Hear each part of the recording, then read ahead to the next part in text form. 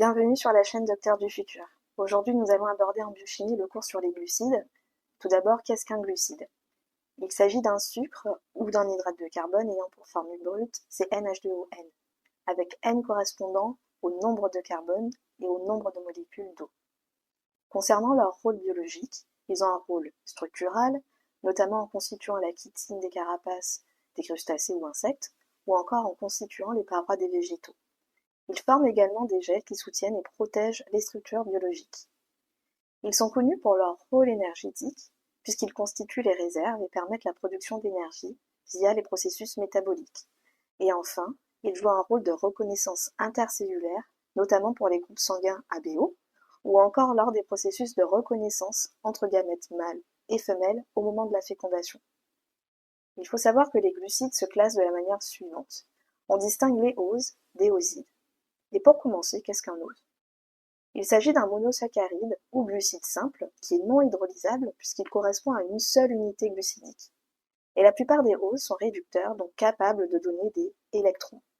Comme évoqué précédemment, leur formule brute est CnH2ON avec N variant généralement de 3 à 9. La nomenclature des oses dépend du nombre de carbone.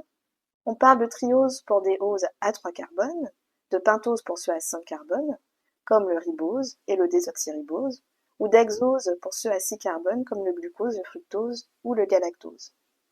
Un autre critère de nomenclature est la fonction carbonyle. Une fonction aldéhyde pour les aldoses, une fonction cétone pour les cétoses. Par exemple, un ose à 6 carbones avec une fonction aldéhyde sera nommé aldohexose, tandis qu'avec une fonction cétone, ce sera un cétohexose. Il faut donc retenir que parmi les oses, il existe des aldoses et des cétoses. Ces oses peuvent être représentées de manière linéaire grâce à la projection de Fischer. À gauche, vous voyez l'exemple d'un aldohexose et à droite celui d'un cétohexose. Les oses présentent des alcools primaires, c'est-à-dire un groupement hydroxyl-OH lié à un carbone primaire, c'est-à-dire lui-même lié à un seul autre carbone. Ils présentent aussi des alcools secondaires, c'est-à-dire des OH liés à un carbone secondaire, donc attachés à deux autres carbones. Ils comportent aussi des carbones asymétriques, c'est-à-dire portant 4 substituants différents. Attention, le C1 des cétohexoses possède bien 4 substituants, mais 2 sont identiques, c'est-à-dire les hydrogènes. Donc il ne s'agit pas d'un carbone asymétrique. L'existence de ces carbones entraîne la notion de dissymétrie moléculaire, puisque les substituants peuvent se disposer différemment autour du carbone. Certains oses sont images l'un de l'autre dans un miroir. Imaginez que si 2 oses sont dessinés sur un papier, en repliant celui-ci, il serait superposable. D'autres, au contraire, sont juste non superposables, et on parle alors de molécules chirales. 2 oses, images l'un de l'autre dans un miroir et non superposables, sont appelées énantiomères. Attention, au niveau de l'avant-dernier carbone, N-1, on distingue les énantiomères de la série D pour dextrogir quand le OH est à droite, et ceux de la série L, donc lévogir, quand le OH est à gauche. On retrouve principalement des oses de la série D organisées ainsi. À gauche, les déaldoses et à droite, les décétoses. À partir des trioses dérivent les tétroses, les pentoses, puis les hexoses. Les oses principaux à retenir sont le déribose, le déglucose, le démanose, le dégalactose et le défructose qui est un cétose. Petit moyen mémotechnique pour les retenir, en fonction de la position du groupement hydroxyle OH, si on prend l'exemple du glucose, on peut dire que ce sera du droite, gauche, droite, droite. Et donc vous pourrez les redessiner beaucoup plus facilement de tête. Dans cette série D, on distingue également des épimères, c'est-à-dire des sucres différents par la configuration d'un seul carbone asymétrique. Par exemple, le déglucose et le démanose sont épimères en C2. Le déglucose et le dégalactose sont épimères quant à eux en C4. À retenir, pour les aldoses de la série D, ribose, glucose, mannose, galactose, et pour les cétoses de la série D, le fructose. Il faut savoir en solution que ces oses se cyclisent spontanément. Et pour les aldoses, généralement un pont se crée entre l'aldéhyde en C1 et l'alcool en C5. Pour les cétoses, il y aura un pont entre l'acétone en C2 et l'alcool en C5.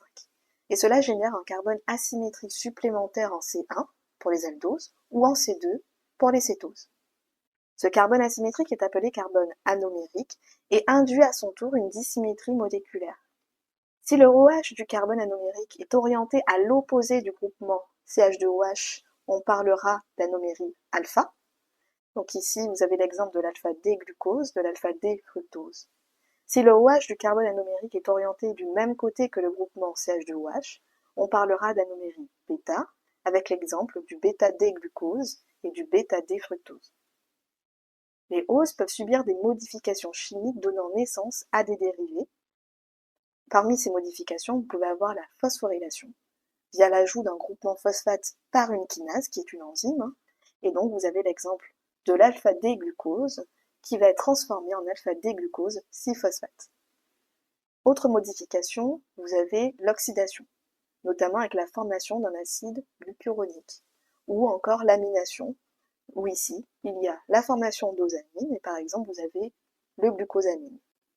Ces osamines peuvent être acétylées, et donc former par exemple le N-acétylglucosamine.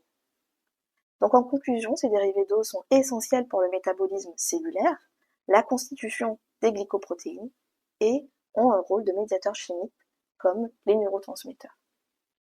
Après les oses, passons aux osides. Quelques définitions. Ce sont des polysaccharides ou glucides complexes. Ils sont hydrolysables quant à eux car ils sont constitués de plusieurs unités glucidiques. Les osides se subdivisent en holosides et hétérosides. Les holosides, ce sont des glucides complexes composés uniquement d'oses.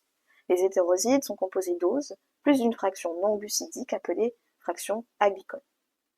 Concentrons-nous sur les holosides qui sont subdivisés en oligosides qui sont composés de 2 à 10 oses et en polyosides qui sont composés d'au moins 10 oses. Avant d'aller plus loin, petit prérequis.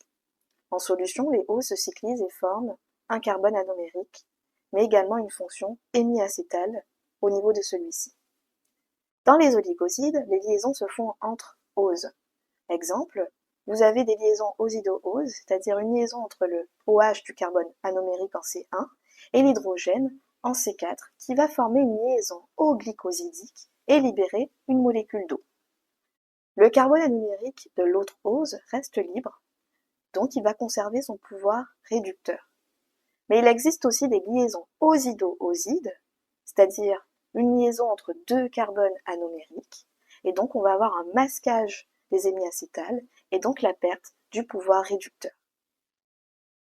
Et donc je vais vous présenter quelques exemples d'oligosides, notamment le déglucopyranosyle, lié en 1,4 au déglucopyranose, avec le préfixe gluco pour glucose, pyrano qui signifie un cycle à 5 carbones, osyle qui signifie que le carbone anomérique du premier ose est occupé. Un autre exemple est le déglucopyranosyle, lié en 1,2 au défructofuranoside. Ici, fructo signifie fructose, furano un cycle à 4 carbones, oside signifie que le carbone anomérique du second ose est occupé. Il faut savoir que les anoméries s'appliquent également aux liaisons. Par exemple, vous avez la liaison bêta 1,4 ou alpha 1,2 bêta si les deux carbones anomériques sont impliqués. Les assemblages de deux oses sont appelés diholosides. Exemple important, vous avez le maltose avec le D-glucopyranosyle lié en alpha 1,4 au D-glucopyranose, le saccharose qui est le D-glucopyranosyle lié en alpha 1,2 bêta au D-fructofuranoside, donc il est non réducteur car les deux carbones anomériques sont engagés. Et pour finir, le lactose qui est composé du D-galactopyranosyle lié en bêta 1,4 au D-glucopyranose. Concernant les polyosides, qui sont composés d'au moins 10 oses, ils se subdivisent eux-mêmes en homopolyosides, composés d'un seul type d'ose, et en hétéropolyosides, composés de plusieurs types d'oses. Vous avez par exemple l'hémicellulose, l'acide hyaluronique ou la chondroïtine sulfate. Ici, je vais me concentrer principalement sur les homopolyosides, qui ont un rôle de réserve et de constitution. L'amidon présente une structure linéaire de glucose liée en alpha 1,4 avec des ramifications de glucose en alpha 1,6. Le glycogène présente une structure similaire mais avec des ramifications beaucoup plus fréquentes en alpha 1,6. Dans les deux cas, ce sont des polysaccharides de réserve.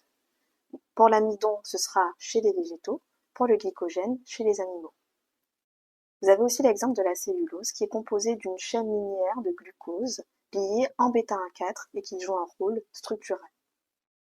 Enfin, pour finir, les hétérosides sont constitués d'une partie osidique et d'une partie aglycone qui est donc non glucidique. Et en guise d'exemple, vous avez les glycoprotéines qui sont composées de glucides et de protéines, et les glycolipides qui sont composés de glucides et de lipides. Ce point sera développé dans une autre vidéo. J'espère vous avoir aidé à mieux comprendre ce cours technique sur les glucides, mais très passionnant. Merci à vous, et n'hésitez pas à liker et à vous abonner pour suivre mon contenu.